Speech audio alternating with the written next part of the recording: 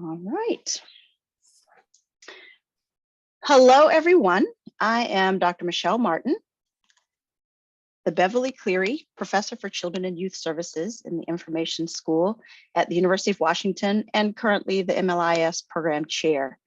I'm thrilled to see that you have joined us, alums and colleagues and others, for tonight's discussion. We'll have a chance to engage in an important conversation about intellectual freedom, centered in the US Constitution's First Amendment promise of free speech. This freedom is something that has been debated, legislated, regulated, and reinterpreted throughout much of American history. It's also a topic that has been at the foundation of professional librarianship for decades, and one that librarians continue to address in their mission to ensure access to a diversity of ideas for the communities they serve. We recognize that this work and this debate is complex, ever-changing, and can impact each of us personally. And as one of my guests for my intellectual freedom class said last quarter, all censorship is local. This week is recognized as Banned Books Week in the United States. This annual initiative was started in 1982 by the American Library Association. And this year's theme is Books Unite Us, Censorship Divides Us. And there's no doubt that we are living in a time of division and intense political polarization. ALA reports that library staff in every state are facing an unprecedented number of attempts to ban books. ALA's Office for Intellectual Freedom tracked 729 challenges to books, school and university materials and services in 2021, resulting in more than 1,597 individual book challenges or removals. Most targeted books were by Black folks or LGBTQ people. Tonight's discussion is one effort by the Information School to highlight the ongoing and evolving nature of the intellectual freedom dialogue. And during this panel, we'll explore the nature of the evolution, as well as its personal, professional, cultural, and societal impacts, including those firsthand experiences of our panelists within the chaotic nature of the debate. I'd like to take a moment now for a land acknowledgement. The University of Washington acknowledges the Coast Salish peoples of this land, the land which touches the shared waters of all tribes and bands within the Duwamish, Puyallup, Suquamish, Tulalip, and Muckleshoot nations. And in honor of Banned Books Week, I think our guests are going to share their favorite banned book. This happens to be one of mine, In the Night Kitchen by Maurice Sendak. I'm a children's literature enthusiast and scholar. And this is the picture for which the book has often been banned. Full frontal nudity. How dare we show bodies? So at this point, I'd like to introduce Chance Hunt, Associate Teaching Professor at the Information School, who will introduce our guests and facilitate our panel discussion. Thank you. Thanks a lot, Doc Martin, and welcome and greetings to all of our audience members and our panelists. As Doc Martin described, the issue of censorship, book challenges, book banning, they're complex. And we will explore the issues with our panelists, first through a short series of questions that I've prepared, and then we'll ask our panelists to respond to your questions. And so we'll set that up for you in just a little bit. Before I introduce the panel, I'd like to get some working definitions out there for all of us for tonight's discussion around 3 words. The first is censorship, the second is bans, and the third is challenges. So to define censorship, and I think we're going to put this up into the chat, this is taken from materials prepared by the National Coalition Against Censorship.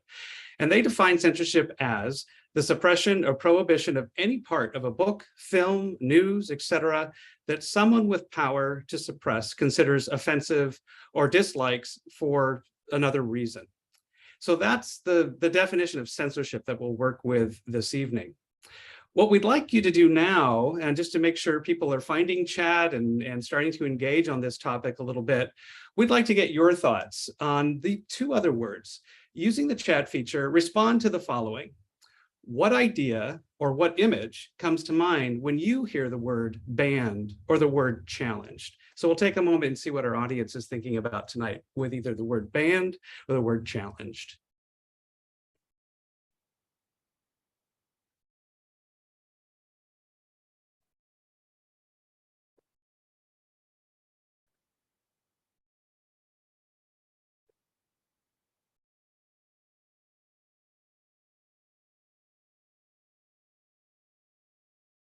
Here we go. Good to see. Nice, thanks. School board meetings. Impression mobs at school boards, no access. Community engaging with the library as well. Bias. So these words mean a lot of different things to a lot of us. We come to this conversation with different points of views, different experiences, different life experiences. And so what we're going to do, just to go ahead and post up back to the National Coalition Against Censorship, their definitions of those two words. Oftentimes we'll hear banned and challenged almost used interchangeably, but really they have very different meanings. So challenges are calls by one individual or a group for the removal or restriction of materials because of objections to its content. Challenges do not simply involve a person expressing a point of view. Rather, they are explicit calls to remove material from the curriculum or library, thereby restricting access for others.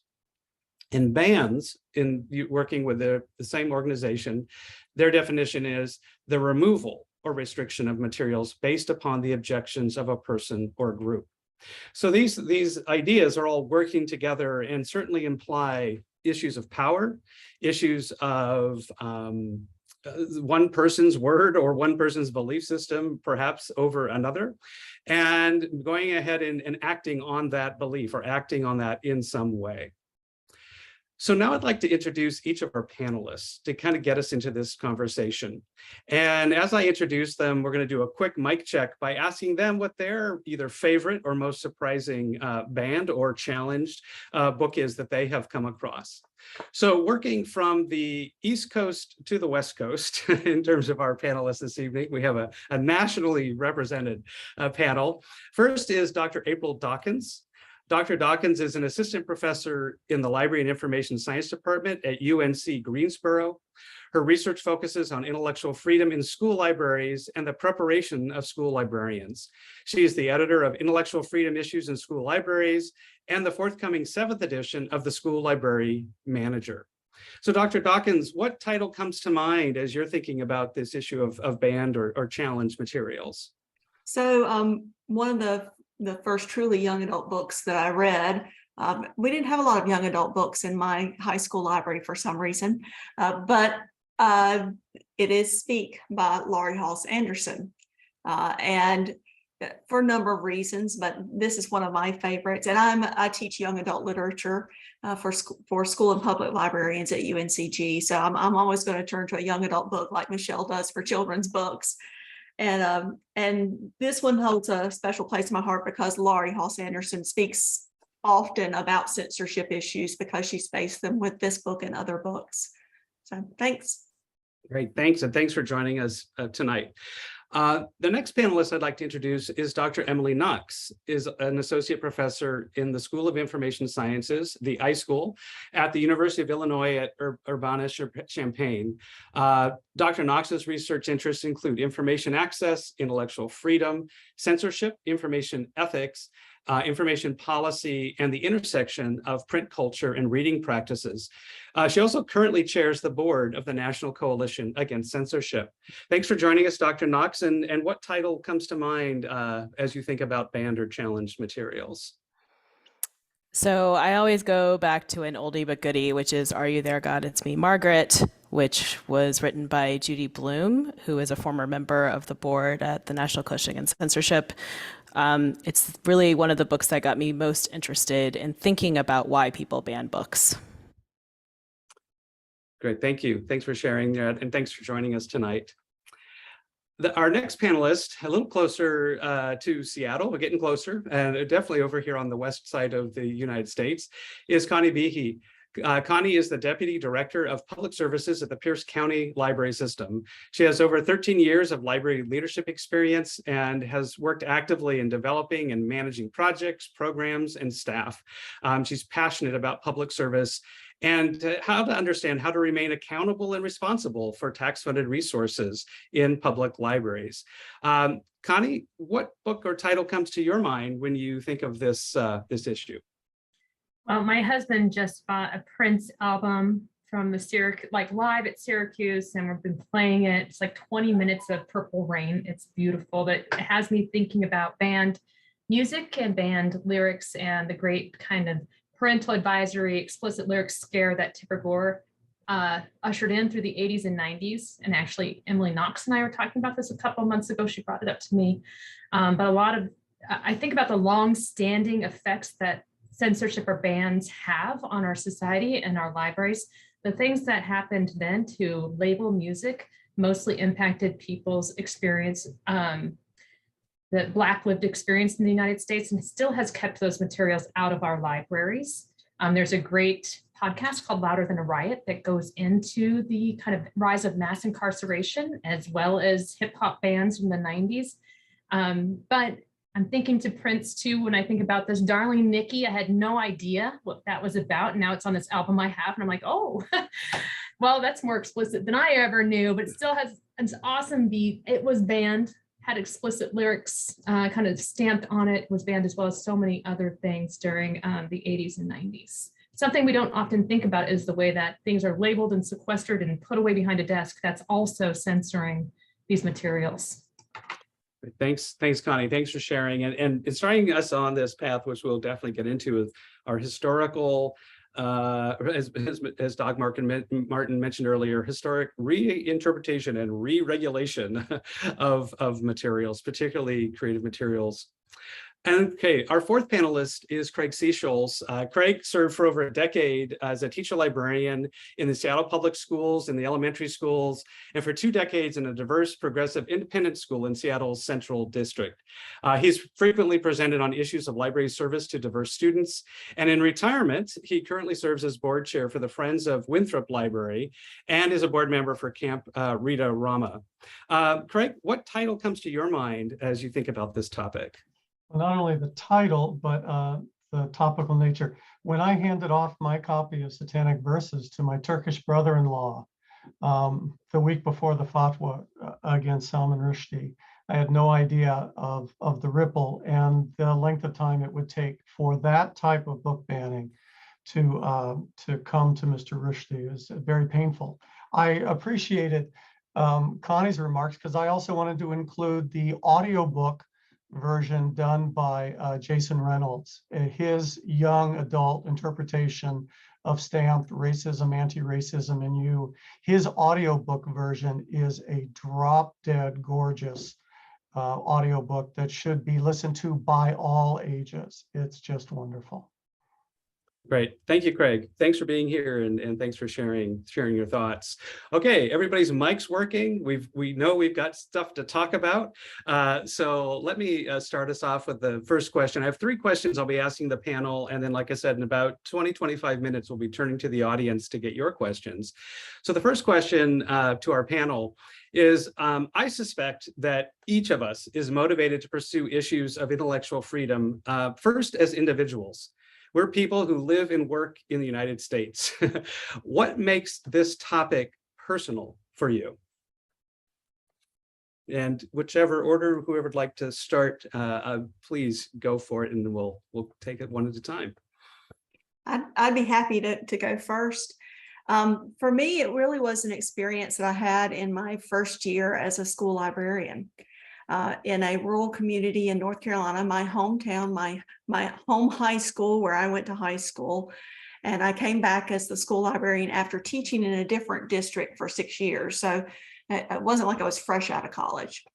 And I was adding to the collection. This was the collection that had no young adult books in it. Remember, I just said there were no young adult books in it. So that was really how I spent my time, was I was going to beef up this collection with young adult books. And so I did a major book order, was lucky to have some funds, and I added Boy Meets Boy by David Levitin and Rainbow High by Alex Sanchez. And I had all the new books on display, and a teacher walked into the library and was like, "You bought what? What are these books?" And he was like, "We don't have any gay students at our school." And I was like, I went to this high school and yes, we do have gay students at this school. And so we had a conversation about, he did not agree with me about having them in the collection, but we agreed to disagree. It was the first time I had to actually articulate why we needed books from diverse viewpoints in the collection. And so that really sort of set the momentum of, I'm going to have diverse books and I need to make sure that I can explain why it's important. And that was in 2000. Thanks for sharing. Someone else like to respond to that question? I can respond. Go ahead, Connie. Prior to coming to Pierce County Library System, I was the director of a system called Imaginative Libraries in Kalispell, Montana. I had worked there for 12 years, and the last 3 years I was the director there. Within my first 6 months, there was a challenge to the book called Prince and Knight. It's a queer retelling of a folk tale, kind of in a Disney style. There's romantic love and they get together in the end. They literally fight like a dragon together. So when I was out, someone read it, a librarian read it to a visiting Catholics preschool group. So there are quite a bit of layers of things going on there. But when I got back from being out, there was a letter to the editor that had been submitted and calls from reporters for me to respond before they actually published the letter. It quickly became a huge topic in our community, and people were very upset all over the place. Both people really trying to protect their children from harmful indoctrination from us at the library, as well as people saying, this is ridiculous. Suddenly our friends, our neighbors, people we go to church with are calling us names or saying these things in public about our queer members of our staff and us in the community. Things have been getting tense since the 2016 presidential election, frankly, and this was like just the right spark to light the tinderbox there. It was very difficult. It started to change. The commissioners already had their eye on us with our liberal agenda at the library, but this really gave them the excuse to move on some things, to put political operatives on the board and to start to defund us. So when I left in 2021, they replaced my position. They changed my position there, the director position, to an undegreed position and cut the salary so that they could cut the salaries and requirements for professional staff as well. And now I keep watching. There's book challenges all the time coming in, and I don't know what they will end up doing. I did hear after I left, there was a huge expose in a local newspaper that uncovered with a FOIA request emails they had going back and forth to each other. For political operatives, they weren't that savvy sometimes, but where they were actually coordinating to bring a book challenge to push out the interim director, Martha Furman, and to be able to change policy so that they could remove books. We had a solid policy, and so they couldn't remove the Prince and Knight. They were told by our conservative county attorney, you'll get sued and you'll lose. No. And they're like, in a public meeting, we will change the policy so that we can do this in the future. Who knows? Hopefully someone will sue them if they do that. I've had a huge deep dive into intellectual freedom. I learned about it in library school, but it wasn't until I went through that and in my position as director, I started to learn more and really understand what's at stake, and realized that, oh my gosh, people really want a theocracy, and they're going at this defunding in order to control what people believe and see and think. And that's what's at stake when I'm protecting access to this information. It became a much more long-term kind of commitment to me. And I started to understand as a government agent that I really needed to be responsible with this and have a lot of integrity with it. I got a lot of flack, right? Not from staff, we're behind each other. I got a lot of flack from people in the community saying I was not acting with integrity. I was just doing what people wanted. I was scared of removing these books because people would come at me. And it's interesting because it continues to be, I became stalwart in my views, but always wanting to learn more. I learned that I value censorship excuse me, I value and I need no books to be banned. And I had this come to Jesus kind of moment where I was like, oh, this means I'm going to have to protect something that I find not only offensive, but abhorrent in the future. And frankly, after the murder of George Floyd, I had to consider for myself, this means like I would need to protect something racist possibly in the future. And I'm trying hard. And I know people in the profession are trying hard to right some historic wrongs. And I was like, can I continue to do this work? And I decided to move on with it. I have since been observing and part of really painful conversations in which I've stated my values and beliefs around book banning and kind of heard some of the same things where you're abdicating your responsibility. You're afraid of what conservative people will do if you remove this book. Kind of the same types of things as an administrator of the reasons why I would protect this. When frankly, I now see it as it's a political, actually, excuse me, it's the law, it's the Constitution, there's case law. We would be sued and we would lose on either side of these things. So I'm interested in learning more. I'm on this journey to learn more. I'm interested in us as a profession having really deep, painful conversations because we need to get into the room together and understand the framework we're working with so we can build that beautiful new future together. But that's why it's become so personal for me because I've dealt with it in a lot of different areas now. Thank you for sharing. Incredible story. Thank you. Craig or Dr. Knox, would you like to offer what is it about this topic that is personal for you? So I've told this story many times, but my mom was a high school librarian and we always observed Banned Books Week. I now believe we started doing that in 1982 when it started.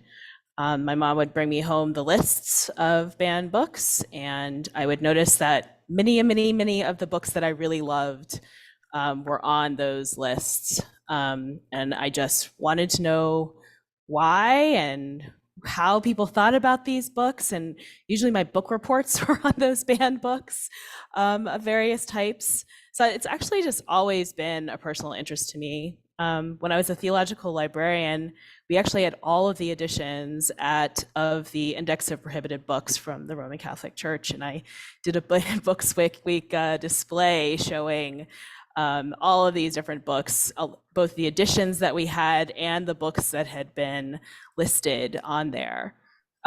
So I guess for me, it's just really an overall just amazing thing to think about. How do we understand the act of reading?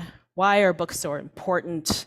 How do people respond to various issues relating to our public institutions?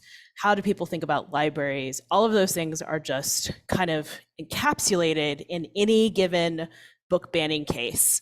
And so it's also really exciting. As difficult as it can be, they are really exciting things to think about and to talk about because you really get to the heart of people's values and understanding of how our society should work and what it means to be a citizen.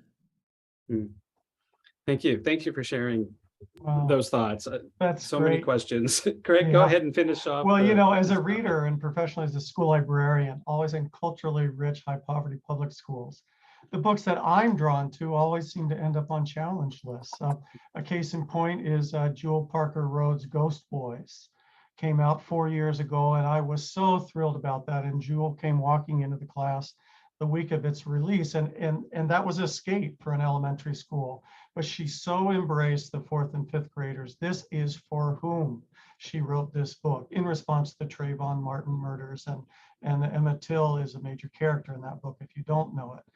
I read and I encourage others to read for pleasure, read for insight, to experience the possibilities of a very wide world, and to address and challenge thinking, including your own sort of baked in biases, and to root out racism as it rears its ugly head. So I love the comment about integrity, because as a reader and as an educator, and certainly as a librarian who, rather than teaching a topic, is making available the possibility of a conversation between author and reader. go after those lists and read Thank you. them. Thank you all. Wow. Well, okay, I'm going to add an hour to this discussion, but I'll go on to the next question. I'm so tempted. So as many in our audience know, we have, many alums in our audience and folks on this panel. Librarians are trained to select materials and build collections that are responsive to the needs of their community. That could be the public library, a school library, a university setting. And they are those collections, and they're the attempt in the work that we try to do is to reflect multiple viewpoints. And the fact is that book challenges could come from any one of us. Each one of us may struggle with material that is offensive, harmful, and is in direct conflict with our own personal values or beliefs. So when you think about either a specific situation or think about this topic area, what do you think motivates a person to then take formal action, to actively seek out the removal of materials, or perhaps in the case of a collection librarian, not to purchase that item to begin with? So we all may be confronted with the challenge, but many of us don't necessarily act on that. What might motivate somebody to take that step, that formal step, to ask or to try and get something removed from a collection, do you think? Go ahead, Connie. We'll go first on this one and then not on the next one. Take turns. I think complicity. And I think we have a heightened awareness over collectively in the United States over the past 3 years about what it means to be complicit in systemic racism.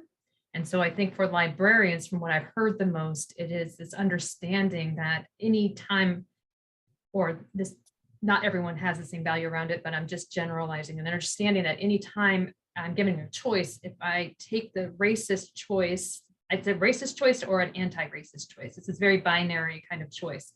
And this doesn't allow librarians a lot of room to not feel complicit in the systemic racism. So there's this complicity. And I think about it, though, from my experience with people living in Kalispell too, a very religiously conservative community, also monolith, not a monolith, but a lot of people there felt like, if I don't stop this, what I feel like is harmful to children, I am complicit. Mm-hmm. And I'm going against, and actually, that's a sin. So this complicit, like if you don't do something, you're complicit and therefore hurting the people who you think would be harmed by this, I think is what motivates people to actually do something. Because if you don't, then you're a part of whatever the harm that's being done. Thank you. I'd like to go next on that question. I'll mix it up if I can. I don't want the last word on anything. I think that fear or desire for control, and that can be a challenge from a parent who's wanting to control when they think their child is ready to experience the world that they're already experiencing. And it can be fear of the other.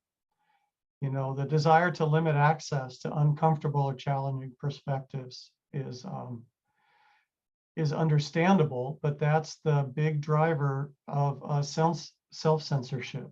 And again, I think the example of people like a colleague in Kent, Washington, Gavin Downing, who pushed back against a principal who was insisting on the removal of LGBTQ titles and successfully challenged that banning, although the principal did remove books from the district. He had tremendous response by sticking to his policy, organizing the school board and the community and calling on all those. So that story out of Kent, Washington is powerful. Likewise, I hear from colleagues in Texas and Florida pushing back with integrity to avoid self-censorship whenever possible and standing right up to challenges based on, again, sexual orientation, LGBTQ titles, and also the desire to limit discussion of racism or what got bucketed as critical race theory.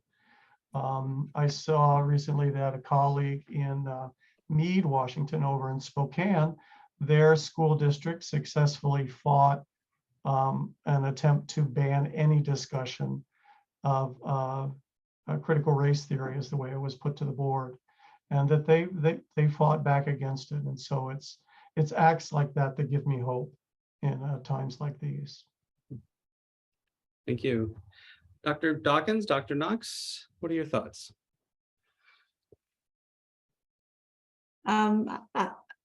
Sorry, Emily. I was going to say that there are those who are acting out of fear and also concern about harm for children, but there are also those who are political opportunists who are using this very hot button topic to build support. And they may or may not believe what they're actually saying. So I think we do have that subset of the group that are bringing challenges, particularly when I'm seeing folks who actually don't even have children in the schools where they're challenging materials that children have access to. And they're coming in and they actually don't even know if that book is in the collection. They're challenging books that aren't even there. So I find that sort of disingenuous and very politically motivated usually. And that's sort of one thing. The research I did my dissertation on was about self-censorship among school librarians. And a lot of what happens there, some of it has to do with own beliefs, but a lot of it has to do with fear of administrative disapproval, of public repercussions, and we're seeing a lot of that repercussions now with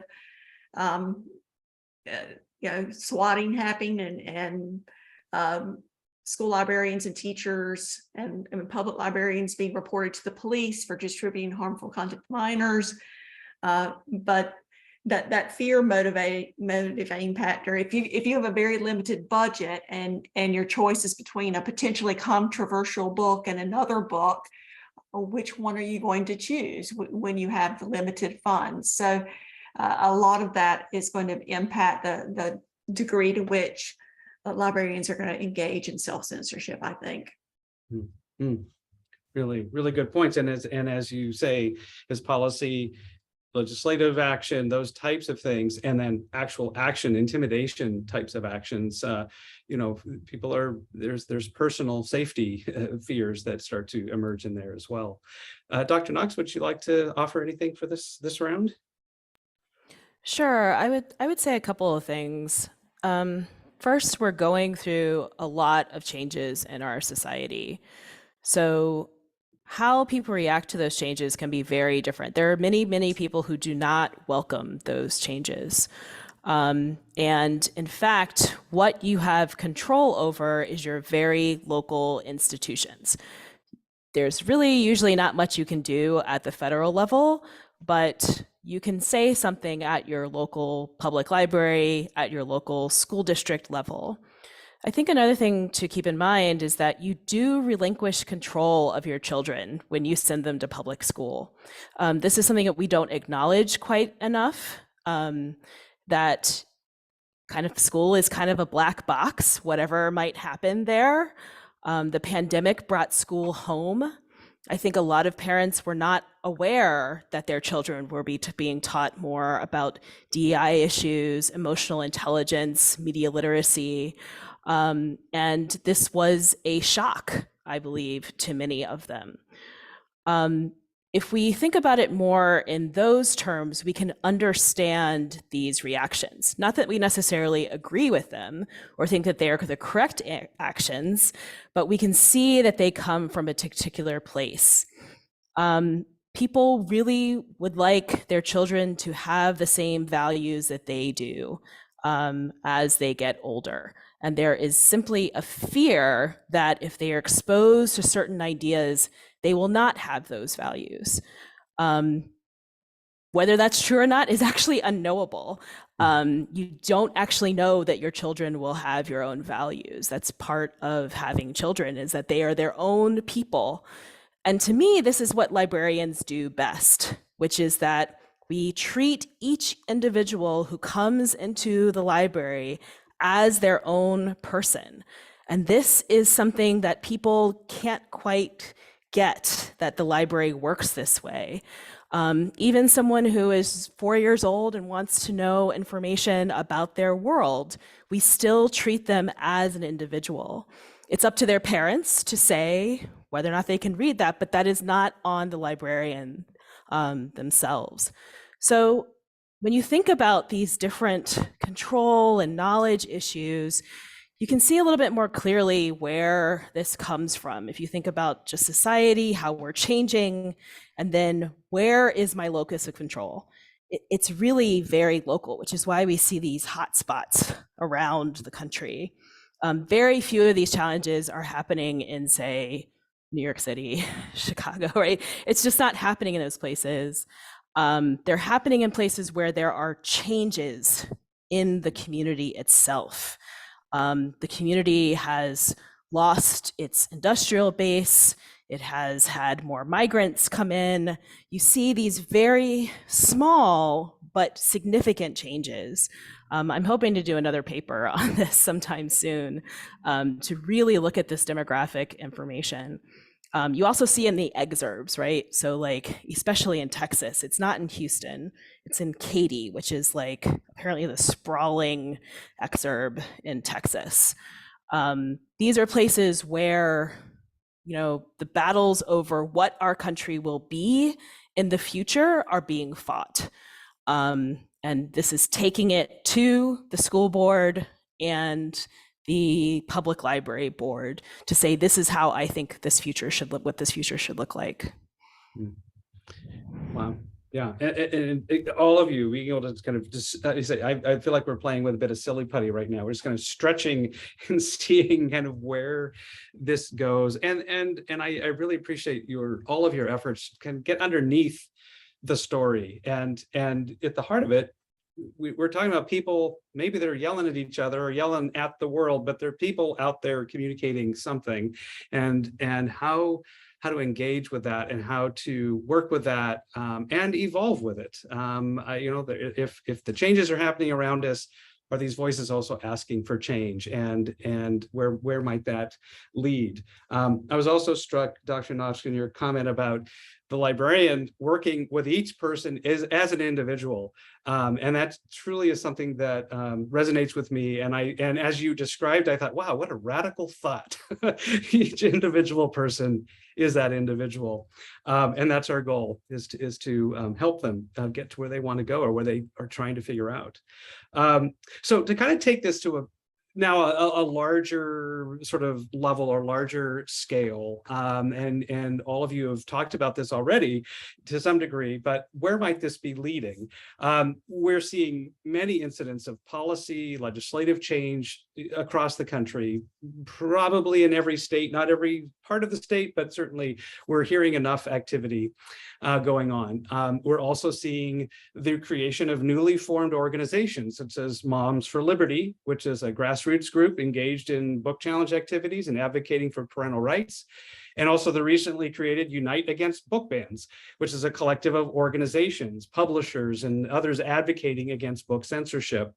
So as you look into your crystal balls, look into that future, what do you foresee in the future?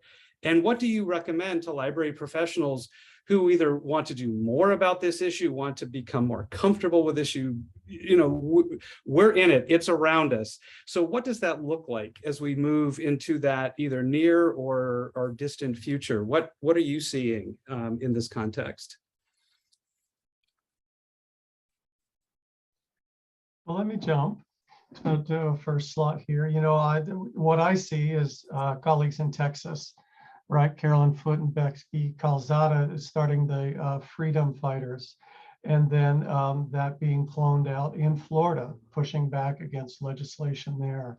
You know, I look to people like Amanda Jones, who is a librarian in Louisiana, who was so harassed online that she filed a countersuit and has raised over $100,000 in her legal attempt to cut the trolling and the orchestrated thing. You know, I see during the pandemic teaching, and just as our world evolves, the ability of people to organize and push back, to have groups like Every Library jump in and stand up and help people support, as was the case in Kent, Washington. They jumped right in, and they do that time and again. You know, I saw every library today with their poll saying 75% of Americans are opposed to these book challenges and bannings.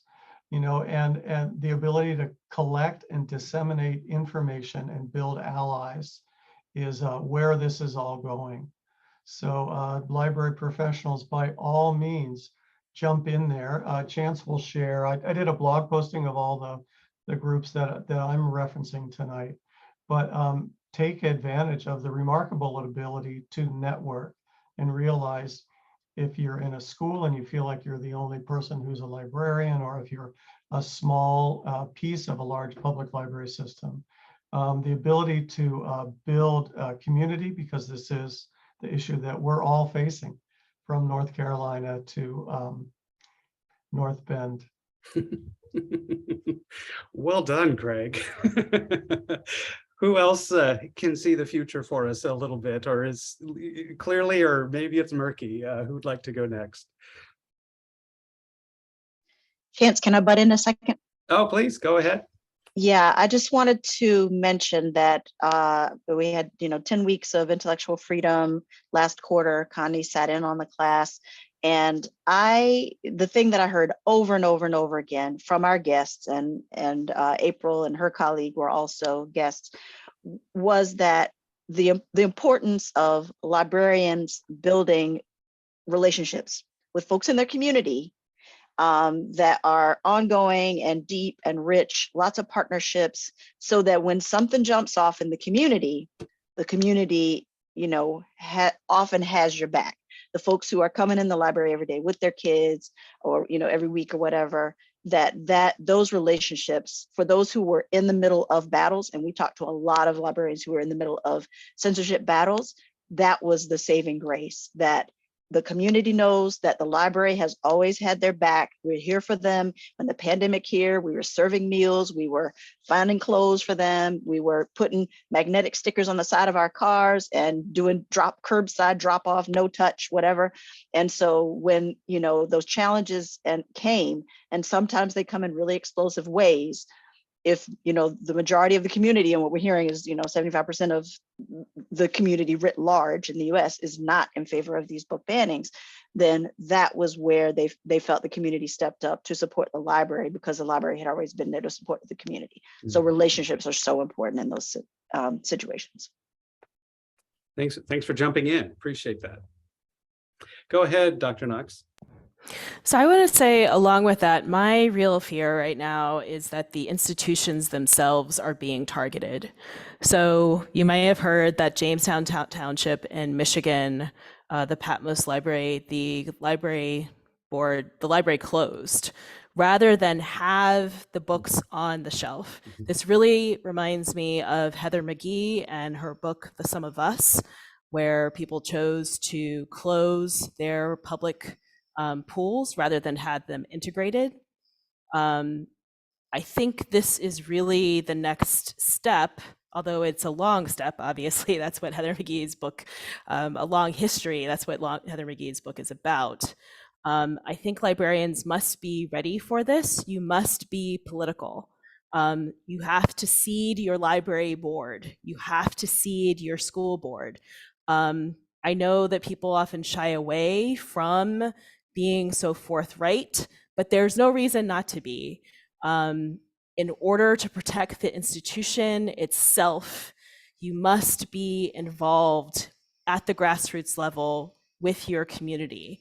And I know that's difficult for a lot of us. It's not where we necessarily would like to be. But this is my real fear, is that especially public schools probably are targeted in a different way, but I am very worried about public libraries closing and just in order to keep certain books out of the hands of people who might need them. Mm-hmm. No, and I think about that possibility and what it means. If the motivation was so we don't have to have, quote unquote, those people's stories, literally those people in our public space, what does that say about that community or that public, or at least those that are motivated in that way. And the public libraries that have those stories, have those people there, means my community can at least be represented locally, not just a random search on Google or, sort of the nebulous world. So what does that mean when your local community erases you from the cultural conversation, the representation, the fact that we are here? It's a scary thought. Dr. Dawkins? So I agree that defunding and closing is part of this process, and we're seeing that Penn America just had a recent report about all the different proposed bills and laws that are being done as educational gag orders, and one of the things I'm seeing in those that I'm reading through them is that they're purposely vague in an attempt to sort of create this chilling atmosphere about what you're going to add to your collection, and so to sort of try to stop the conversation, to convince people not to include it in the collection, and then to bring pretty punitive reactions when these things happen. So fines, loss of licensure for teachers and school librarians, fines, criminal proceedings, all of these things that are being proposed. And I just think about Tennessee, the law that they passed was that even classroom collections, so the law doesn't say, it says library collections, they must post the list of everything in their school library collection online, but it doesn't actually say classroom collections. But then August 11th, their attorney, general counsel sent out a memo saying that every classroom collection had to be posted online and had to be reviewed. And so teachers who have spent 20 years accumulating their classroom collections, they don't have the time, for one, to do it. And so the result is they're going to box up their collections and take them home. And that means lack of access. And that's really what I'm seeing, is that it's going to have an effect, even if the laws are vague and not specific. What I see are administrators and leaders who are saying, we need to just, err on the side of caution. Let's not poke the bear. Let's do those things. So I think Emily's exactly right. We need to get political. We need to be active. We should run for office ourselves. We should build in the community. And I completely agree. Relationships are where it's at. And I think that, we may have 75% who disagree with bans, but they're not speaking up right now. One of the things we have are this very vocal minority running the show. And so we need to help folks understand how they can make a difference. I'm going to put a link in there. This is called the Get Ready, Stay Ready Toolkit.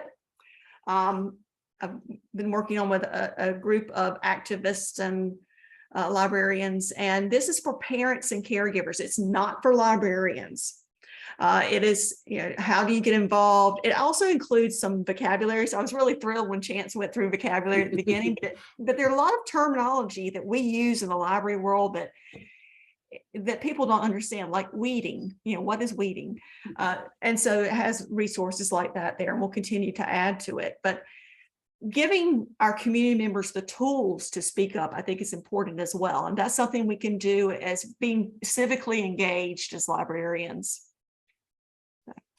Thank you. Thank you for adding that and for the link. I'm going to take a look at that, get my students to take a look at that. Connie, would you like to wrap up this round of questions before we take some audience questions? Yes, thank you.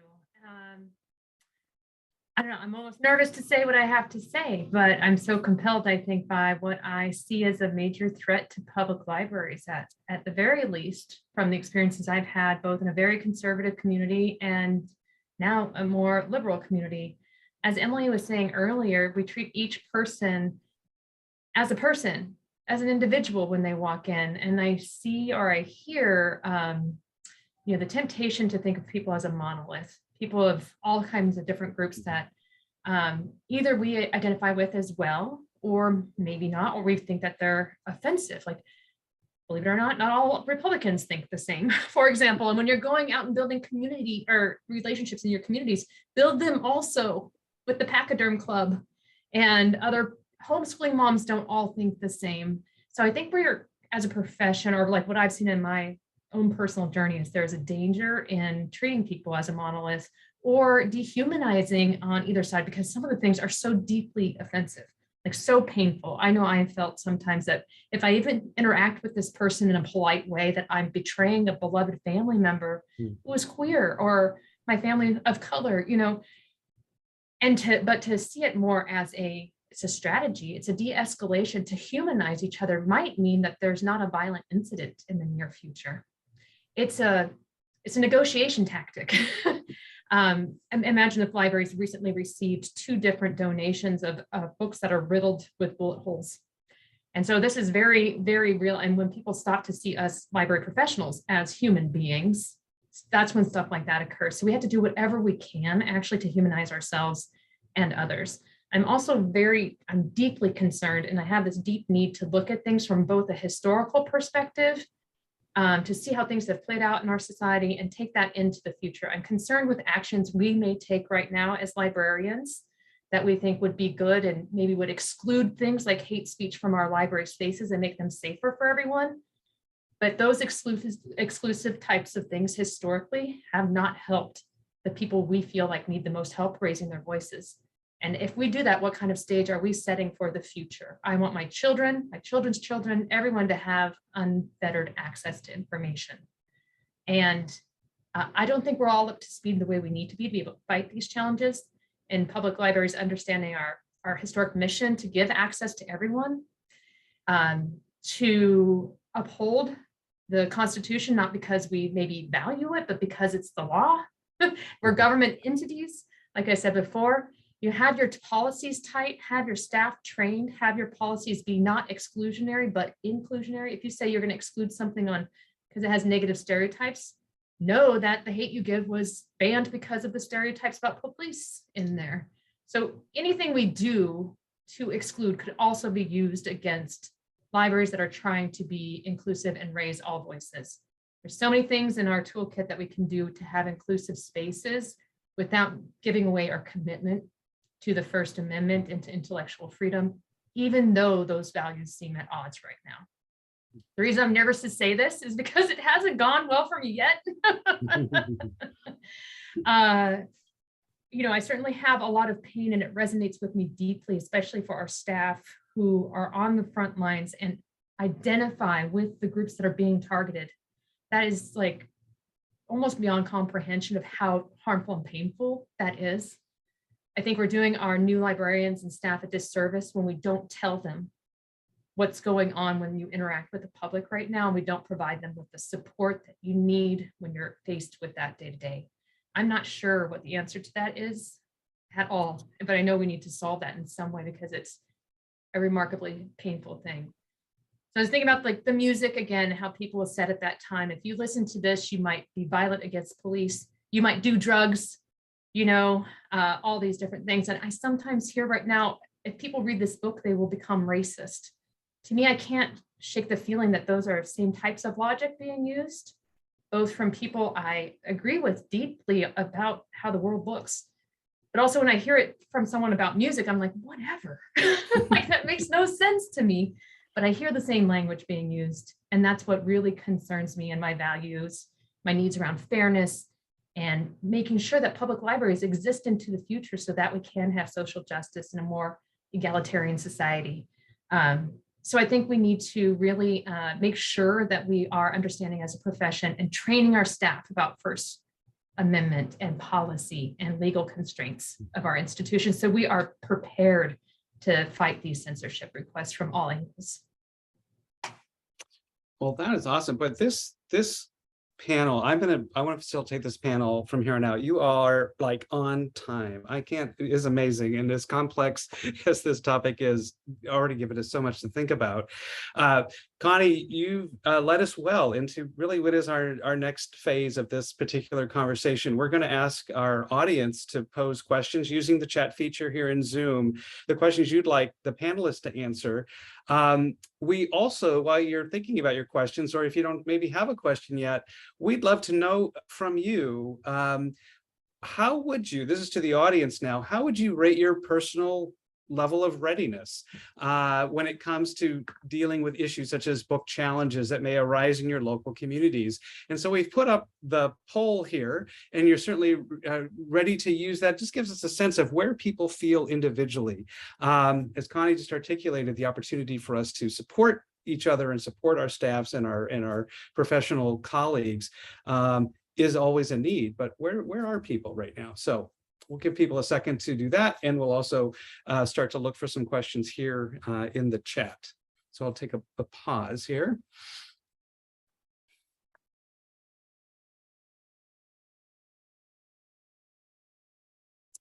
Okay, we've heard from about 2/3 of our folks so far on our poll. See if anybody else would like to participate. And if you have a question, please use the chat feature to go ahead and type that in, and we will pose that to our panel as well.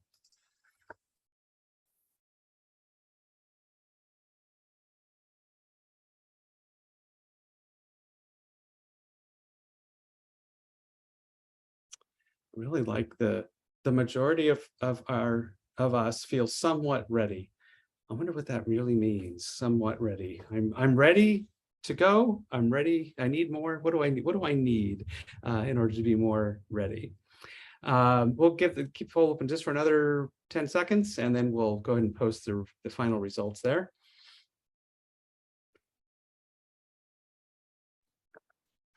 Chance, if I may, I'll just piggyback on Connie's, because as is an attack on public institutions and public libraries, so all this banning is an attack on public education and public schools.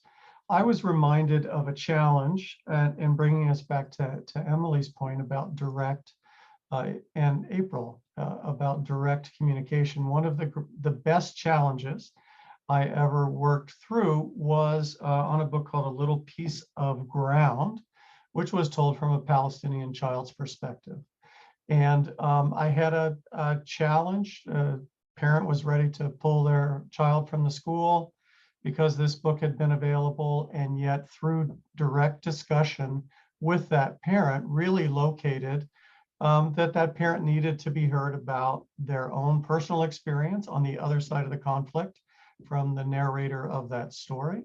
And it became a proof to the parent that instead of pulling out of that school, that the access to that book was actually strengthening his parenting and strengthening his child's understanding of the world. So to look at these challenges only as a negative thing, it's not, but when you bring it into really talking to the individual, so much ground can be covered and healing begun.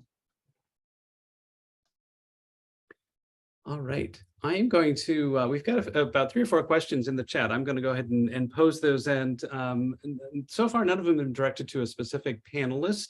But if you feel like this is your question, you have something to add, please do. So the first question is, the group who support the book banning, have they been asked, or what is your awareness, have they been asked their thoughts on cancel culture? Can they differentiate between free speech and cancel culture? So anybody have any background or information on that in terms of how those two ideas come together or are discussed with people who may be challenging or moving in this area of book banning? So I'm happy to address that. Go for it. So I think one thing to keep in mind is that when you're discussing issues about book banning, book challenges with people, you actually need to see how they are defining different things. So it doesn't actually matter how I define cancel culture or how I define free speech. It actually matters how they define those topics. Because you need to make sure that you have a shared vocabulary for discussing issues with them. When I do talk to my students about this, I tend to use the term freedom of expression rather than free speech, because free speech is so politicized. And it's just, it's not really even worth it to talk about free speech. And also freedom of expression includes things like art and protest. It's much broader than the term free speech. I also have my students watch the ContraPoints video on cancel culture, which I highly recommend. It's very long, but she does an excellent work on deconstructing the idea of cancel culture. She has been canceled herself. It's a little risque, so I'll just say that as she's talking about how cancel culture works, but she is a philosopher, and it's really the best overview of thinking about what do we mean by this term when we say thinking has been canceled. So I would say it sort of doesn't matter. What the people are trying to do is really affect change in their community. So it's a change that the person who is trying to support the book does not want. So you have to think of ways of making sure that their outcome doesn't happen. You can see how difficult this is, right? But sometimes you might have to adopt their own language for getting to this particular outcome of having information accessible to all in your community.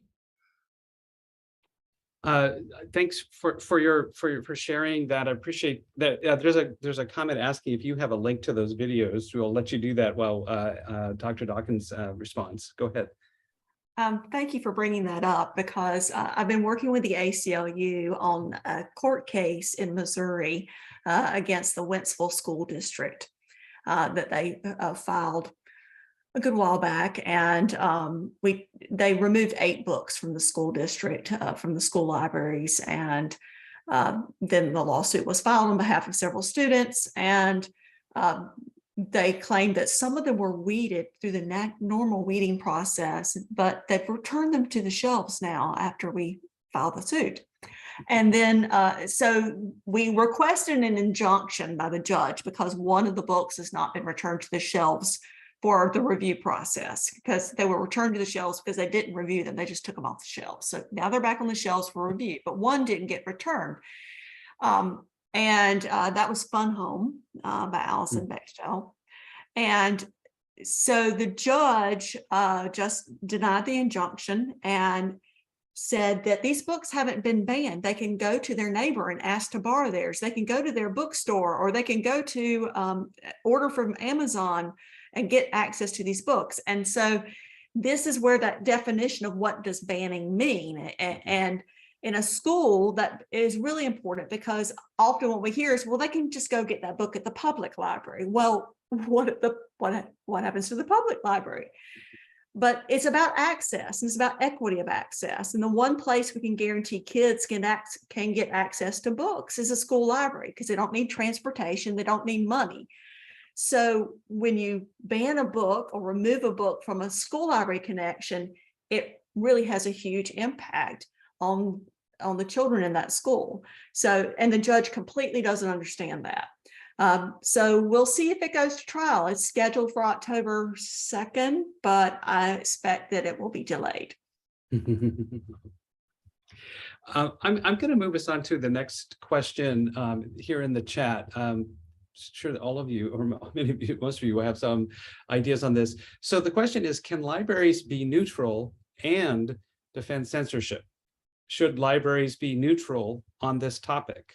So I imagine the question is asking the neutral on this topic of censorship. I can take a stab at it. Go ahead, Connie. Again, I'm like, I don't know why I am saying I will, though, because the neutrality topic is so just rife for disagreement and hard feelings in the library world. Neutral has been dissected and deconstructed so much in our profession for decades that I'm not even certain what we mean anymore at different points. It seems like I hear it be used all over the place and inconsistently. I don't think libraries have ever, as far as I know, and look at the history that I see, been neutral about the First Amendment. I mean, following World War II, when the Library Code of ethics started to come out. I think that's when it did. And it was a response to tyranny because people were looking at what people were reading at the library or other places and persecuting them for it. So that's when the kind of the language around intellectual freedom came out and was really starting to be upheld in a very intentional way at libraries. And that in itself is not a neutral stance. The defense of someone's right to read, right to expression, that is standing for something.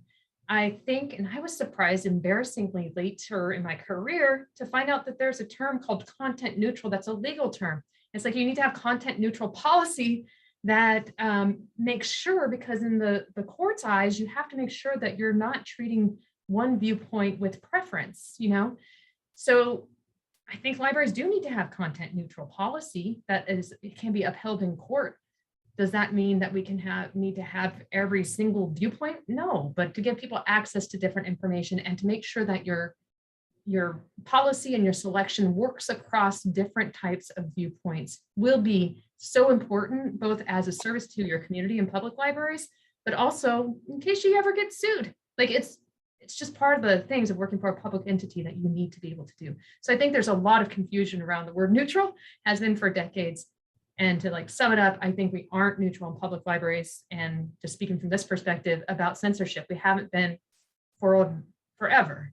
And I would get really curious if you haven't yet about content neutral policy and the legal definition of it and why neutral still kind of is meaningful in the legal construct of a government entity like the library.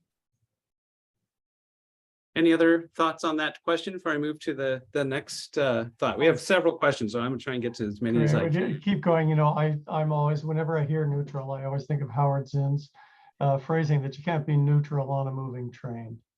And society is moving, and we have to be active participants in all of our society, not just our own perspective. So no. Okay, so here's a question. How do we as librarians address something like Anarchist Cookbook versus an LGBTQ book? Do we think they're different, and would our responses be different?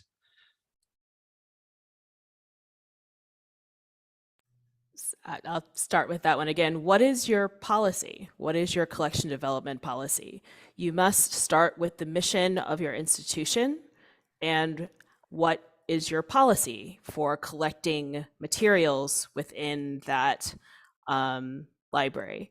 So it's actually, it's difficult to answer that question because it really depends.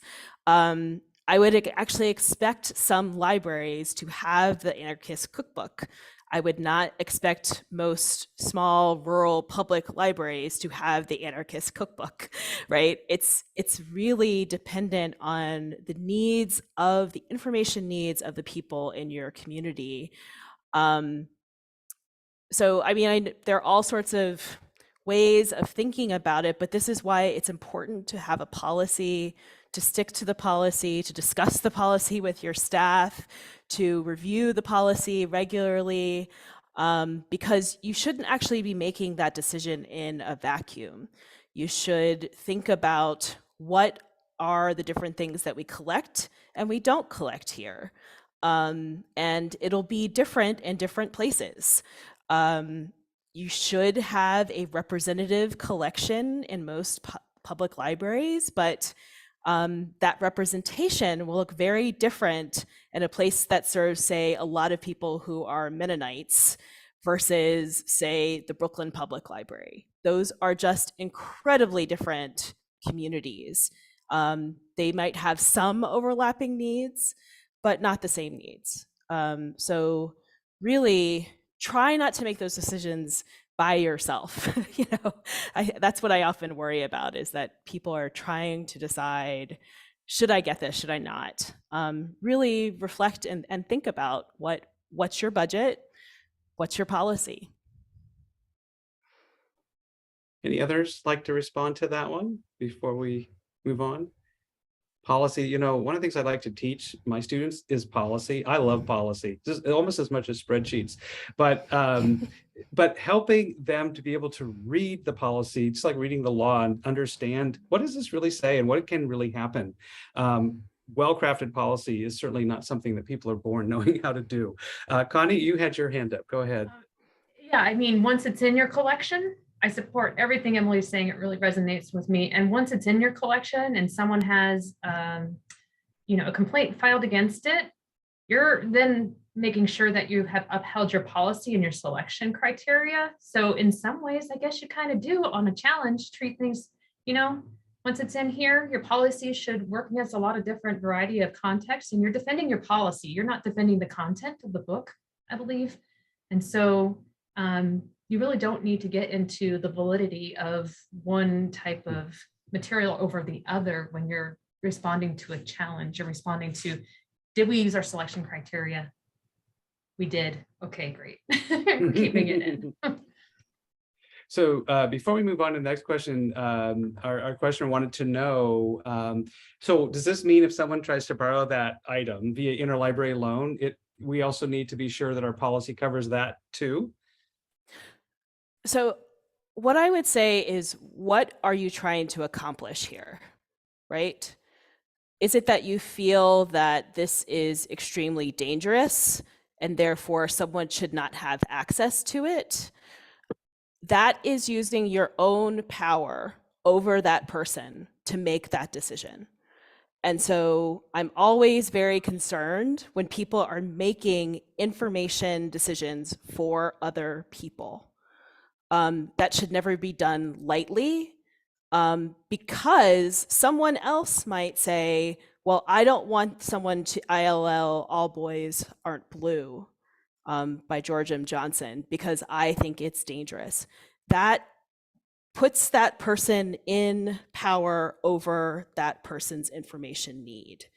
That's not really what librarians are supposed to do. That's not our job. So I would approach any ideas that someone should not read something with caution. It's possible that the person wants to read it because they've heard about it on a Reddit subreddit, and they hear that people are looking at the anarchist cookbook and they want to know what it is. We have no way of knowing that. It's not actually the job of the librarian to protect people from information that we may find difficult and harmful. That's not really what the job is. So I would just urge caution for imposing other ideas over what someone requests access to. Okay. All right, I'm gonna pull another audible very quickly. I want to invite briefly to our panel Cindy Aden, who's currently our distinguished professor of practice here at the iSchool, but also a former state librarian for the state of Washington. And I'm just curious, and also the recent asker of those very provocative questions. But Cindy, do you have a perspective as a state librarian and among your colleagues as state librarians to some of these questions that we've seen so far that you'd like to share? Hi, everybody. I've really been enjoying this discussion, and I think it's amazing that we got you all together. So I thought about this particular example because when I was at Amazon, which was early, I was there in like 98, and there were a lot of people contributing to the customer reviews back then, including many of the authors. And what was so interesting about this particular book is that the author wrote in and said he wishes he had never written it. And he regrets that information got out, and he regrets the kind of violence that it may have caused. And I thought, boy, that's interesting, and it complicates our work, frankly, a little bit. And I appreciate, Connie, your comment about, we're defending the principles, we're defending the notion that we're not keeping books from people. It's not about the content. But speaking as someone who reported into a Republican, for 3 years as a state librarian, and 4 years, and who was in that role when the social justice movement really gained a lot of speed in 2020. We are always in a political position, and it's possible that our community may not like that response or feel that it's tone deaf, if you will. And so what I think is important is, just as you all have been including Dr. Martin, have been emphasizing, which is early and often education with our customers, with our community, about what our role is, about why it's important to take this higher ground, to look at the bigger picture.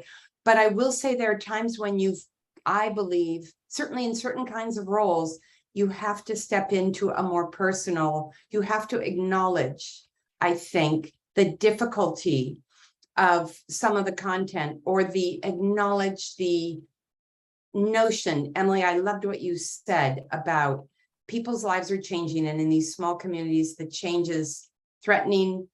It's understandable that they're responding with control. So somehow for us to be able to have a way of acknowledging, to try and bridge this gap of what we're trying to do, I find it's hard to be, well, I keep coming back to the term tone deaf, but I think we gain more empathy if we're able somehow to acknowledge without giving ground. And I'm the first to say how difficult that is. But I think it's always important for us to try and have a good story in our back pocket to pull up, like Craig's story, about why a book that might feel threatening is good, and why that we never know why a book can be useful and what it can do. So anyway, I love this topic, but man, is it a tough one. And thank you all. I'm really enjoying this conversation. Thanks, Cindy. Thanks for joining us, and again, bringing another perspective into this very complex conversation. So I want to move on to a question that's focused on school libraries. Do you believe there's a linkage between censorship challenges and the degree to which school libraries are often underfunded and or non-existent in schools? And there's a separate question about data and numbers about UW graduates, which I think we can answer that one offline. So I'm going to focus on, do you think there's this linkage between censorship challenges and this underfunding or non-existence of school libraries? Well, I'll happily speak as a retired school librarian and state school library association director. 1/3 of America's school districts do not have a school librarian. 1/3 of the districts do not report a single librarian, according to national statistics and the slide study that's underway right now. And there's no question that the challenges to the books travel a lot faster when there is not a teacher librarian at the school and at the district level. I was listening yesterday to Jonathan Hunt, who sits in San Diego County, where there are 3 elementary librarians in all of San Diego County, and he has to respond to that. So the flood of challenges is certainly chipping away at public education, period. It targets school libraries, but it really is an attack on public education. So that's this school librarian's take on that question. Dr. Dawkins, anything you'd like to add, or what you're seeing in this realm? It's sort of, which came first, the chicken or the egg sort of situation. What I am seeing as the result of all of these challenges are school librarians leaving the profession. That where challenges are occurring, the school librarian's leaving and they're replacing the school librarian with an untrained paraprofessional who basically their job is just to check in and check out books. And so that's some of what I'm seeing.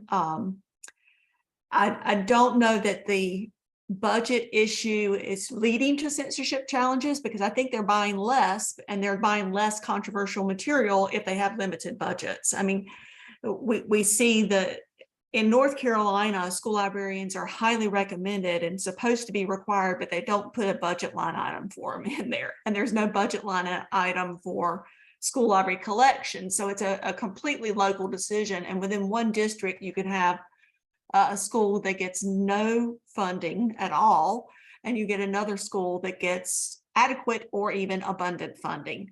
So the disparity is part of that issue. But the censorship challenges that are occurring because they are often devolve into very ugly name calling and very stressful situations. What I'm seeing are people who are choosing to leave the classroom, leave the library, and go work somewhere else. So I think it's going to have an impact. Yeah, no, thank you. Okay, so I think we have time for 2 more questions. So I'm going to ask, since Cindy brought up Amazon, I'm going to ask a question about Amazon. How do panelists feel about the Amazon banned book list that Amazon will not sell? So titles that they will not sell. So if they're the largest public bookseller, they are a private corporation or a publicly held corporation. How do you see their relationship and really their influence and power in this conversation as compared to, say, a publicly funded institution? Oh, I feel like I should look at that list. I haven't looked at it. So I might have a more generic answer, but and speaking for myself as a public librarian and administrator, I'm part of a government entity. And so when the government restricts access to information, it's a very different thing than Amazon. I'm curious to know if they're blocking books from underrepresented voices, and just as a citizen outside of my library work. And so I'm concerned about that, but it doesn't impact my professional life. I feel like I might be wrong, because government overreach and blocking someone's access to information is such a different thing than Amazon choosing to sell something or not. It's a short take. Other thoughts on that topic or that question? Yeah, I think the real problem with Amazon is what it does to the publishing industry as a whole.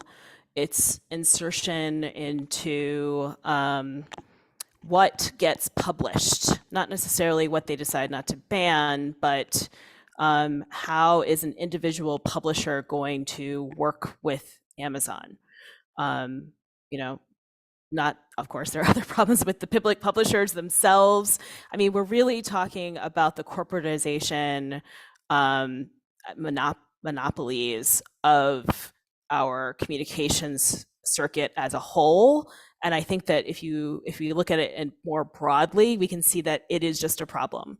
We will see what comes out of the anti-monopoly lawsuit with Penguin Random House and Simon & Schuster. I'm dubious that that's not going to go through, but I am really much more concerned about how much power Amazon, and we can also talk about Google, has over how information is accessed in the first place and what gets out there. No, thank you. Thanks for bringing that, again, that larger perspective. The pipeline itself, it's a big pipeline, and there's very few players now who get to open it up and get to decide, usually with dollars, who gets it and how they can access it and how it's licensed. So here's the last question. And I think this is a nice one to end with, and one that is, I think, maybe one of the bigger challenges in this conversation. So the audience member says, I recently learned that my evangelical cousin, who lives in rural Wisconsin, takes books and she doesn't think are appropriate from her public library. So goes in the public library and decides which books should go away, slips them in her bag, and then she throws them away. So basically we have a criminal here that we're talking about. But how would you suggest framing this intellectual freedom conversation with folks like this? How do you frame that? How do you begin that conversation? How do you frame that conversation if you're confronted with that level of action and moving forward? Well, I might just have her think about, because the Bible's on the banned book list as well. So what if we just round up all of that? I mean, there's all kinds of salacious things that happen in the Bible. Let's round them all up and burn them, because it's the same thing. You're removing access to something because you don't personally agree with it. And maybe having her think about it on the other side might be helpful. Maybe not, but yeah. All right. Share what else might start walking out the door if we're going to start, if that becomes our behavior. Dr. Knox, go ahead. So I would actually start by asking her about the books that she does read. So what is a book that has changed her life? How does she think about books? And then slowly move to thinking about, what is the effect of what she is doing? It actually raises the circulation counts for those books because they are probably just purchased again. It's I would talk more about trying to find out her overall worldview on this. What does she think would happen if someone read the book? Okay, so what if she reads the book? Will she agree with it or not? Right? Just because you read something doesn't mean you agree with it. Challenge her to read one of the books. Say, why don't we read this together? We can discuss it. You can see that this is a lot of work. Just trying to start with talking about intellectual freedom, freedom of expression, that's not really going to be effective. It's much more about what is she hoping to accomplish with this? Is it going to lead to there not being LGBTQIA people in her community? That's not going to happen. What is she trying to do? But it's a real conversation. It's not just sort of I'll present these principles to her and she'll agree, right? You really have to get into her worries and fears about what it means that queer people are more visible in our society. That is what that's about. It's not actually about the books at all. So that is a different kind of conversation. The books are just a symptom of what her actual issue is. I love that, Emily. I love the prompt to kind of get in there and it is humanizing to get to know what someone is thinking. And I appreciate that. I feel like, have you heard of the 3 languages of politics? So it has libertarian, right and left, and it's written by someone from there's a libertarian think tank. It's very interesting because it's also kind of scary book, but it goes into each kind of mindset in a way and talks about what values that typically someone who is from that mindset holds.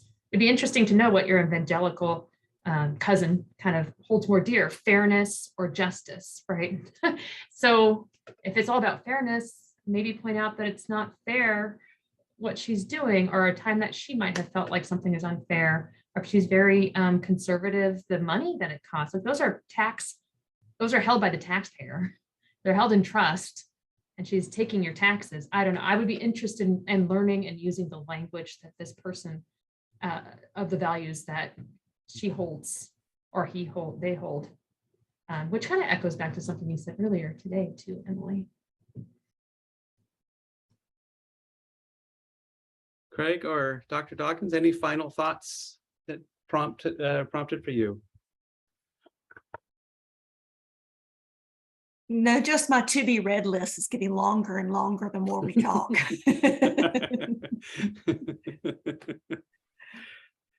I appreciated LeVar Burton saying, read those books, because they are the good ones. And if somebody's pulling them, say, could I read that? So to engage. Emily really hit the nail on the head when talk about humanizing and make it a direct and a genuine conversation, not one based on positions. I wanted to mention a logistical thing really quickly. Typically, and I'm not seeing that version right now for me, but I'm co-host. The 3 dots next to the little smiley face will usually allow you to download the chat. So at the end of the meeting, before it closes, you can download the chat and you'll have all of this great recommendations that people have put in there without copying and pasting things. Yeah, I hope that's true in this version. And I'll also add, and this is a way for us to begin to bring this to a close. And I knew this would happen. We just as we're getting warmed up, it's the sort of Carol Burnett thing. It's, we had this time together, and now we need to say goodbye.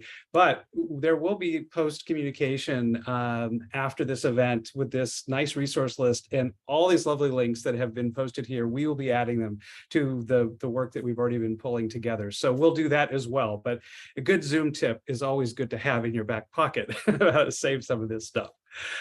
So the first thing I'd like to do is thank our four panelists, Craig, Connie, Emily, and April, Michelle, Cindy, for jumping on. Really appreciate just your time, your thoughtfulness, tackling. We gave you a hard assignment, and I appreciate your not just taking on the challenge, but more than surpassing, I think, all of our expectations of what you can help us understand and really convey the complexity and also the possibilities within this conversation. I'd also like to thank our audience for hanging in there for an hour and a half on a meaty issue, one that many of us think we know or have had engagement with, but if you're like me, your mind was expanded in all kinds of ways today and new ideas. I started this conversation perhaps more pessimistic than now I'm leaving it. Even though there's a lot of work to do, I'm actually more optimistic at this moment than I was 90 minutes ago. So hopefully that's true for some of our audience, if not all of you. And then I also want to let you know that this event kicks off an iSchool panel series. Our next panel event will take place on October 12th. And it's in collaboration with the Center for an Informed Public. The focus of that conversation will be rumors, myths, and disinformation surrounding the 2022 midterm elections. So for those of you that have some questions here on chat about misinformation and what about that stuff, that could be a great panel for you to come and ask a whole new set of professionals and wonderful experts to talk about that. So consider joining us for that. We will end our formal conversation here. For those that can stick around, if you want to have any last sort of informal conversation or questions, we'll hang around for a sort of a pseudo after party, if you will, after conversation. But I want to thank everybody again for joining us this evening. It's been a pleasure to get to facilitate this and meet and hear from some awesome folks. So thank you.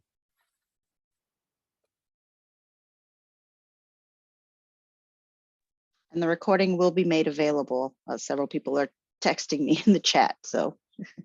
Awesome. Yes.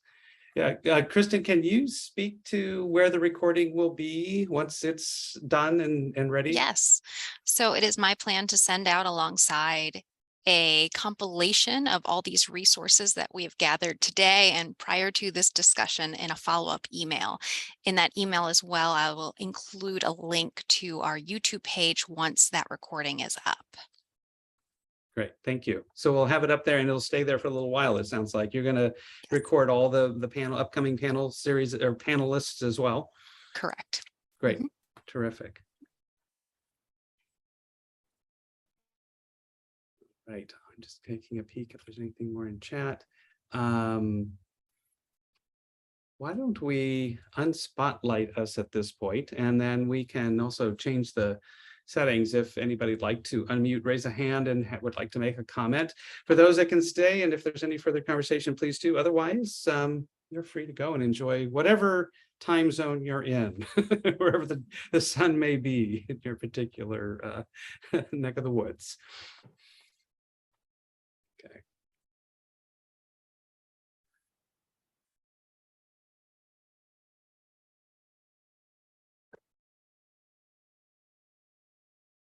Great.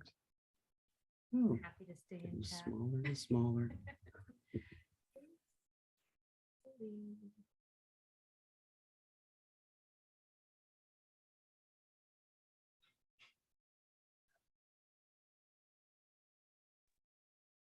Maybe we're down to just a very few of us. Gonna click the unmute and see if any of our remaining audience, if you have a question or have a thought you'd like to share before we head out, we'd be happy to hear it. So Mary or Shane or Mary.